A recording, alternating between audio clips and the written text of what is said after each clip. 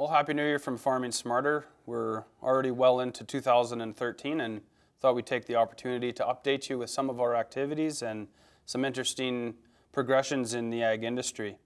So I was invited by Rick Eisted, the General Manager of the Alberta Wheat Commission, to give an agronomy talk at all of the Alberta Wheat Commission's inaugural regional meetings across the province.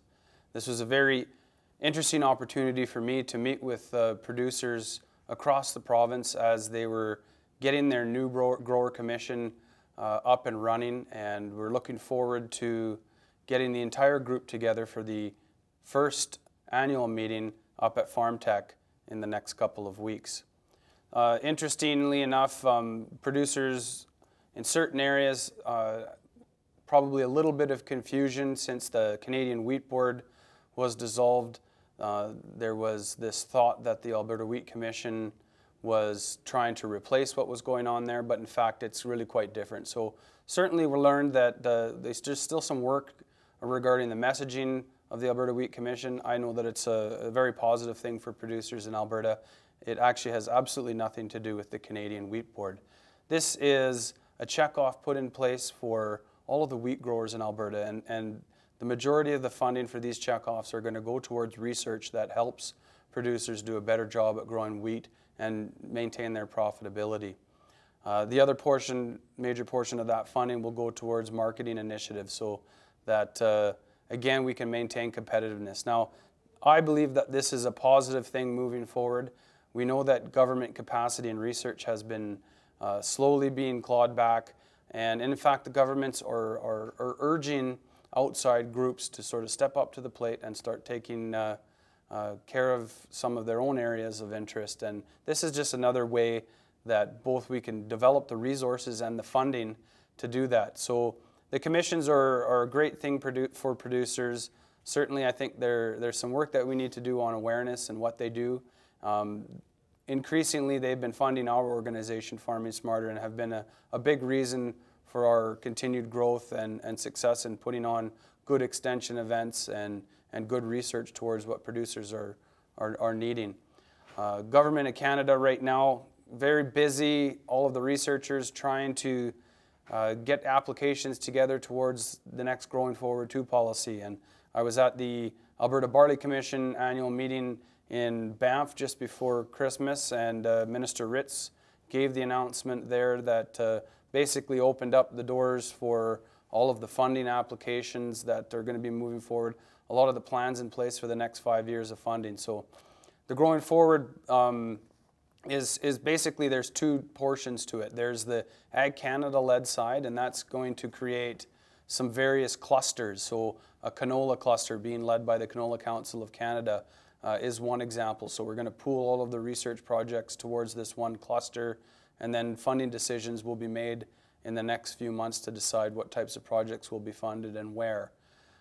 Within that program, there's also the opportunity for regional-based projects. So they used to be called DIOPs, and I think they're just called research projects now. So one in particular that I'm quite interested in is called the Agronomy Project, and this one's going to be led by the Western Grains Research Foundation, and since they're going to put up the majority of the producer dollars that will be leveraged against the federal dollars that are available. So this is going to be a program that funds research that's not just one crop specific, but will be across all different crops. So it could be rotational studies, it could be any type of project that's going to be looking at the entire agronomy system and not just one crop. Many other groups, pulse groups, they're all working really busily trying to come up with ideas and come up with plans and how to work this forward.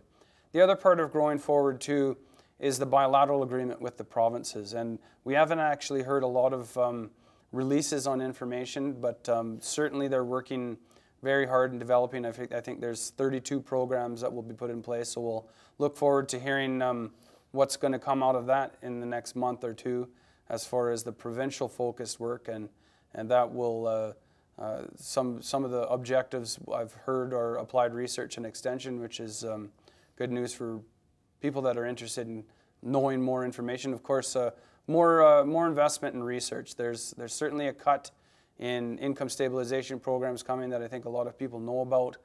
To soften the blow, I believe the government's going to invest more in research and innovation. So that's a great thing. The big problem is that I don't think we have enough capacity. It seems like there's still not necessarily enough research dollars out there to address all of the needs, and I don't think there ever is, but one of the bigger growing concerns is that there's just not enough people to do the work, and that's something that takes time to build up. So within Farming Smarter, this is an opportunity for our organization, and we have to be able to build our capacity to meet the needs of the requests that are coming towards us. So big things coming on, and we're just going to have to work hard to try to make sure that we're becoming the organization that we need to be to meet the future demands put upon us. One of the interesting trips that I had after the Barley AGM was an opportunity within the research committee of the Barley Commission to take a trip to Winnipeg, and we spent 2 days touring the Canadian International Grain Institute, that's CIGI, and the Canadian Malt Barley Technical Centre. So this was a pretty rigorous 2 days learning everything about malting and brewing, and yeah, at the end of the day we did get to do some taste tests, but we had to learn how to taste properly. But certainly what an amazing facility out there, and I can't say enough for the type of work that they do and the impact to producers in southern Alberta. So we certainly have to keep those types of things in mind and make sure that we continue to support those efforts. Just recently after Christmas here, we just finished off the agronomy update in Lethbridge, and the Alberta agriculture team and the committee put together one heck of a show and was just jam-packed at the Lethbridge Lodge with over 400 people, and great topics and great reviews, and certainly a lot of information presented. One of the interesting topics that I'd like to mention was Dr. Christelle Olivier with Ag Canada speaking on aster yellows. It was a big issue in canola, so that was certainly well received. Some interesting information on the changes in fertilizer industry regulations as far as what's happening with the changes with the loss of efficacy data required for registering. So it's more of a buyer beware environment now moving forward on the sort of fertilizer product side of things. Certainly we had a lot of great updates on the diseases, the insects, some great stuff on the precision agriculture, some updates from Shelley Woods looking at the electroconductivity sensors. That's a project that we'll be working on with her. Some remote sensing from Ann Smith. And one of the interesting ones that I'd like to mention, a researcher, Dr. Siama Chatterton with AFC here in Lethbridge. Now, I'm quite embarrassed to say that she's been here for over a year and a half, and I didn't know about her, so I sort of wanted to mention her name, and she's doing some really good work when it comes to pulses in beans. So one of the things that she said was that we're starting to see some root rot complex in pea crops, and this is something that we want to make sure we address properly as we know the importance of pulse crops in our rotations. Some future events that are coming up. Farm Tech I mentioned next week. I'd like to mention that we've planned our annual general meeting for February 28th at Ag Expo. Certainly we'll have some Farming Smarter updates. Some of our more interesting projects like night spraying and our variable rate project, our fusarium project and our inter-row seeding project.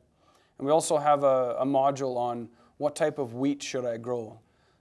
Certainly with the change in the marketing profile across Canada, there's been a noticeable reduction in price gaps between the different classes. So it might be interesting to look at growing the wheat classes that yield best in your area. So we've got Dr. Bross McKenzie to talk about the performance of the different wheat classes in southern Alberta, and we've got Brian Whittle from Procron Marketing to talk about the marketing update and the price futures for the different wheat classes.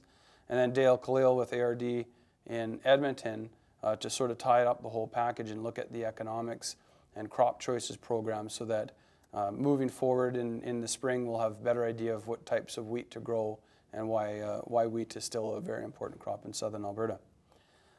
In conclusion, I'd just like to say that we've launched a new website for Farming Smarter, so if you had a chance to take a look at farmingsmarter.com, we're really trying to change how we're getting our communications out there and turning this into a hub of information for producers. We would like it to be a spot that you check daily for your news and interesting things coming up in the industry. So any feedback is always appreciated. If you want to drop us a line, ken@farmingsmarter.com, or you can follow me on Twitter @KillerKenColes, and we look forward to seeing you soon and see you at our AGM in February 28th. Take care.